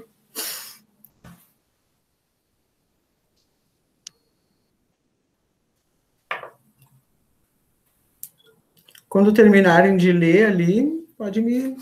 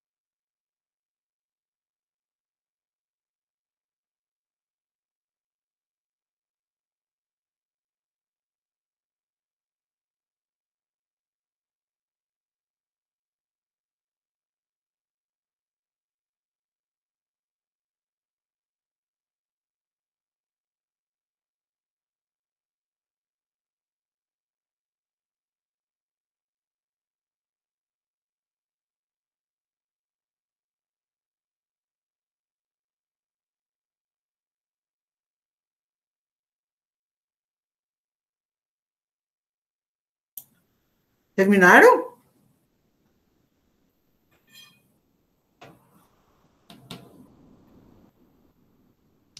É que é bastante coisa, né? Eu só dei uma passada meio por cima, assim. E pelo que deu de ver ali, foi tomadas, acho que, decisões que ele teve a respeito da própria pandemia, né, de se antecipar.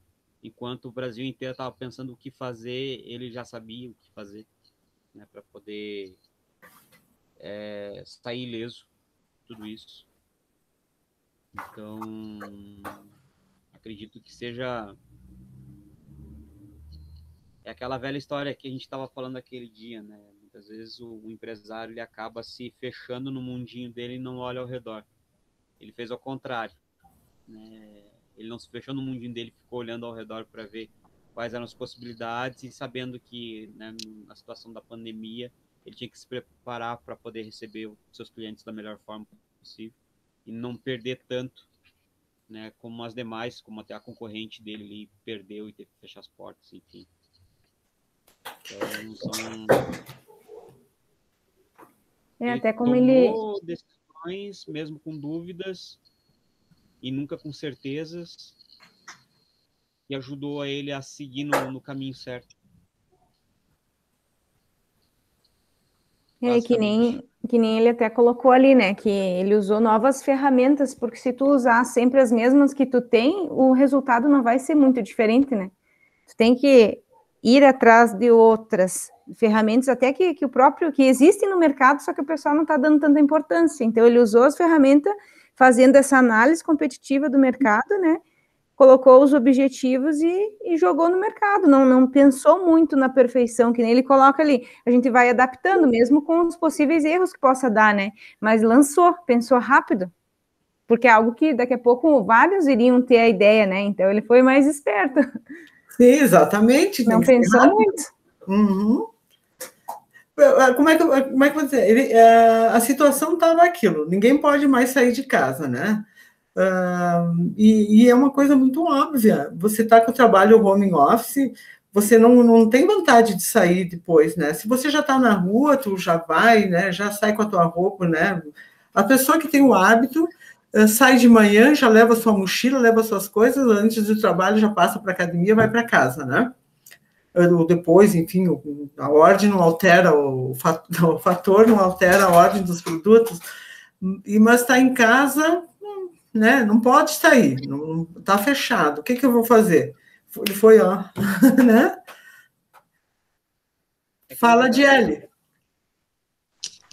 Só eu acho interessante ali, eu li a parte que ele usou de um modelo que até eu não conhecia, né, que é o S4D, que ele deu um upgrade no planejamento dele, né, que é o modelo anti-inércia, que talvez eles não planejassem que aconteceria uma pandemia, né, e então no meio dessa pandemia eles fizeram todo um planejamento estratégico voltado a sair dessa situação, né. Exatamente. Quem que tinha levantado a mão que eu não vi? O Maicon, fala, Maicon. Foi a Jelly que tinha levantado a mão e eu quase me atravessei. Uma das coisas que eu percebi ali é que ele meio que não esperou, né, o que o governo ia falar para se antecipar a essa situação da pandemia. Então ele meio que já se preparou antecipadamente, né, em frente aos seus concorrentes, tanto é que tinha protocolo de segurança, né, uso de álcool, gel, as máscaras, uma porrada de coisa ali que ele falou, né, referente ao uso de proteção para poder se sobressair. Então, antes que a coisa começasse a ficar feia, ele já estava preparado para tudo isso, né? Exatamente. Uma empresa que vale 13, não sei o que bilhões, né? E o que é interessante também, prof, que enquanto todo mundo estava preocupado para saber se a pandemia vinha, ele, tipo, se não vier, já é credibilidade, já tem um diferencial. Então, ele viu a oportunidade de não só fazer melhor, como ser a melhor. Então, tipo, ser destaque naquilo que ele faz. E lembra o que nós falamos ontem? Não sei se você estava ali na aula até o final, que quando ele disse assim, todo problema gera soluções, né? Na verdade, desculpa, prof. Na verdade, a gente só cresce, tanto profissional, quanto empresa, quanto qualquer área da nossa vida, a gente só cresce na dificuldade, que é onde a gente sai da nossa zona de conforto e leva a gente a pensar em outras situações, sai daquela rotina que você está vivendo e abre os olhos para outra situação. Daí você pensa, meu Deus, por que eu não pensei nisso antes? Por que eu não fiz isso antes? Por que eu não tomei essa iniciativa antes, né? Exatamente. Porque, como alguém ali já falou, o produto já estava ali, né? Foi só uma forma de usar ele diferente. Por exemplo, as tecnologias já estavam ali. Por que não se usava antes? Por que não era usado antes? Não sei. Porque era cômodo? Né? Por que eu vou arriscar se estava dando certo, entre aspas, uma determinada situação? Assim, né, com a situação da pandemia, os bancos reduziram muito, né, prof? Então, agora ele já não vem mais a necessidade de ter a agência física. Então, assim, tem num lugar, mas não precisa ter em outro. Reduziu o quadro de funcionários, as pessoas estão trabalhando de casa, reduz o custo, energia, luz, aluguel, enfim. Mas, claro, reduz muito o custo das empresas com o trabalho home office. Por mais que alguns digam que tem pessoas, mas eu não consigo acreditar nisso, né? Para mim, na minha cabeça, não. Eu acho que as pessoas que estão em casa não produzem tanto quanto se elas estivessem na empresa. Eu acho que não. Eu acho que as pessoas produzem igual ou até mais. Até pela questão, não sei. Essa é a minha visão. Não sei. Eu acho que depende da disciplina de cada um. Então, assim, eu fiquei 2 dias em home office. Nos 2 dias eu trabalhei até meia-noite e pouco, então você tem que ter disciplina. Nem muito, né? Então você tem que se organizar. Olha, aqui acabou, porque daí você tá ali, você está em casa, então você quer terminar. No trabalho você sai, às vezes você fica até mais tarde, mas você faz, o problema é ficar lá, né? Em casa, então você tem que ter disciplina. Exatamente. Porque a forma, assim, eu, por exemplo, eu acho que eu já falei para vocês, não sei se foi para a turma de vocês ou não que eu falei, eu estou trabalhando em casa, eu tenho escritório do lado da minha casa, mas como eu estou lendo muitos processos, eu descobri que neste tempo, assim, que eu fico em casa, me rende muito mais. Me rende muito mais pelo poder de concentração que eu tenho.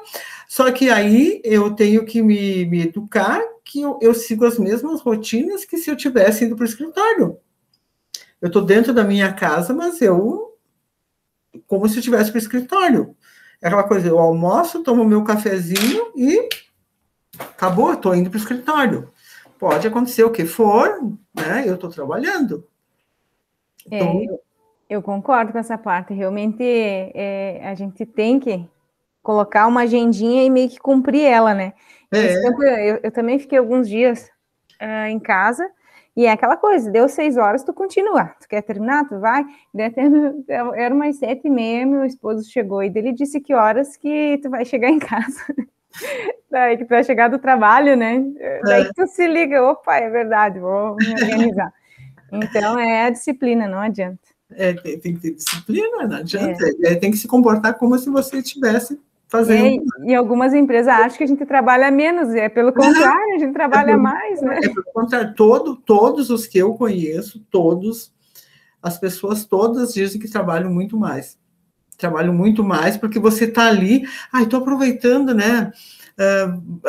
E vai, né? Porque agora eu engrenou na situação e eu vou produzindo, vou embora. Quando você vê, só que está na empresa, tu tem aquele horário, tu tem que sair. Não interessa se você estava ali fazendo uma atividade que estava... Enfim, tu tem um horário, tu tem que cumprir, né? E tu vai embora. É aquele negócio, daí no outro dia até você pegar o ritmo de novo, não sei o quê. Então, isso eu acho muito importante, que as empresas deveriam valorizar isso, e as empresas deveriam ter algum controle de produtividade e não de quantidade de horas, inclusive. Não de quantidade de horas. Porque não é a quantidade de horas que vai dizer se você é produtivo ou não. Né? Ou se eles querem que você fique das 8h, meio-dia, da 1h30 às 6h, Então, que tenha um sistema que, a partir do momento que você está trabalhando, que você esteja ligado naquele sistema que eles possam controlar. Seria muito cômodo isso, mas também é um processo que as empresas precisam amadurecer. Prof, ali no começo da pandemia, que as empresas mandaram os funcionários para casa, assim, escritório, né, lá pela empresa. Aí tinha uma planilha que você alimentava todo dia com suas rotinas, né, suas atividades. Demandava para a diretoria. Quem ficou em home office tinha que preencher essa planilha diariamente. Uhum. Tinha que preencher a planilha dela de atividades? Isso. Eu não cheguei a fazer, que eu fiquei 2 dias, né?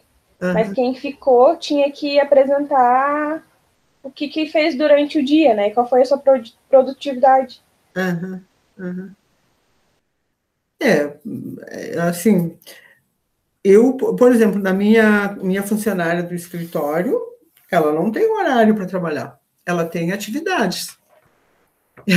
Se ela não fizer, por exemplo, hoje, eu vi que ela saiu 5 horas, que eu estava em casa, mas como o escritório é do lado de casa, eu vi que ela saiu às 5 horas.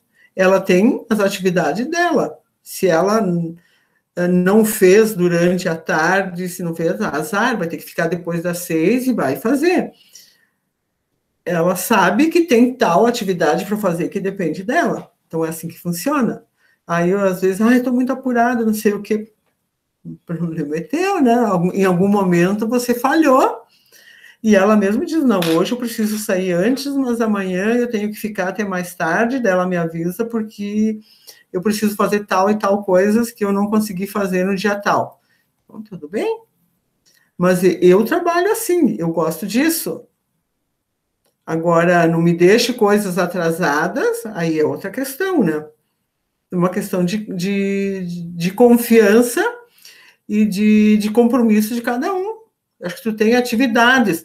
E, assim, este também é um entrave de desenvolvimento do nosso país, onde as pessoas, a maioria das pessoas, trabalham para cumprir horas e não para ser produtivas. Isso é um problema muito sério, porque nós temos, assim, uma legislação que ela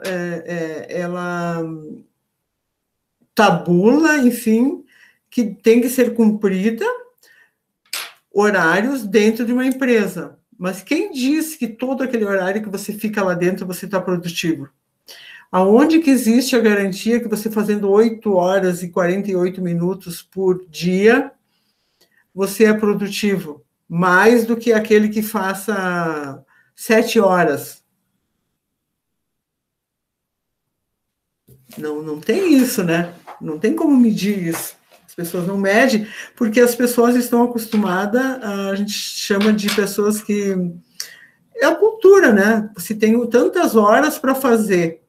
Não interessa se você fica lá dentro da empresa olhando para o teto, mas você tem que estar lá dentro disponível. Então, essas são questões assim, que eu acho muito ruins. São coisas que, para mim, não agrega. Mas, cada um, né?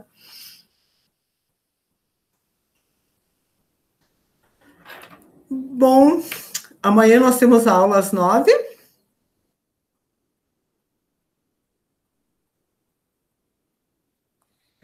Amanhã já é a apresentação do trabalho daí, né, professor? É, a apresentação do trabalho. E segunda-feira, a última aula com o Felipe, o gerente do banco. Tá, e daí, no caso, a gente faz uma apresentação em slide, como é que... Amanhã, sim, faz uma apresentação em slide ou apresenta o conteúdo, mas geralmente é um slide, né, que vocês fazem, que as pessoas fazem a apresentação. Então, uns 20 minutos cada um, 20 por ali, é o suficiente. E lhe mandamos por e-mail? Já é amanhã cedo, nem me mande, só que na hora que vocês forem apresentar, eu preciso de um tempinho para anotar o nome certinho de vocês daí, tá? Ah, tranquilo, então. Vou fazer uma planilhazinha anotada, e só espere, não começa. Quando eu digo espere um pouquinho, para me anotar os nomes direitinho, para ninguém ficar sem nota. Beleza. Pode ser? Pode. Eu, por mim, eu tenho o trabalho, a disciplina encerrada hoje. Não sei se vocês querem ficar até às 10 horas aqui conversando comigo, eu fico. Prof, como eu até tinha comentado, se der para mim poder finalizar meu trabalho, eu... Você tinha pedido para sair às 8, né? Às 9. Às 9? Ah, E era às daí- 9, eu entendi que era às 8. Não, é às 9. Tá. Eu, por mim, eu acabei o conteúdo, então eu estou por vocês. Se vocês ficarem até às 10, eu fico, senão vocês é que sabem. Eu vou aproveitar para sair também, para mim ficar com o meu pequeno ali, para minha esposa poder tomar banho. Uhum. Então, até Então, amanhã. Se alguém precisa, às 9 horas, nesse mesmo link, eu compartilho o link com vocês de novo amanhã cedo, para evitar que dê problemas, né? Beleza. Tá bom? Então tá, até amanhã. Até. Então, boa noite. Até. Bom trabalho para vocês. Obrigada.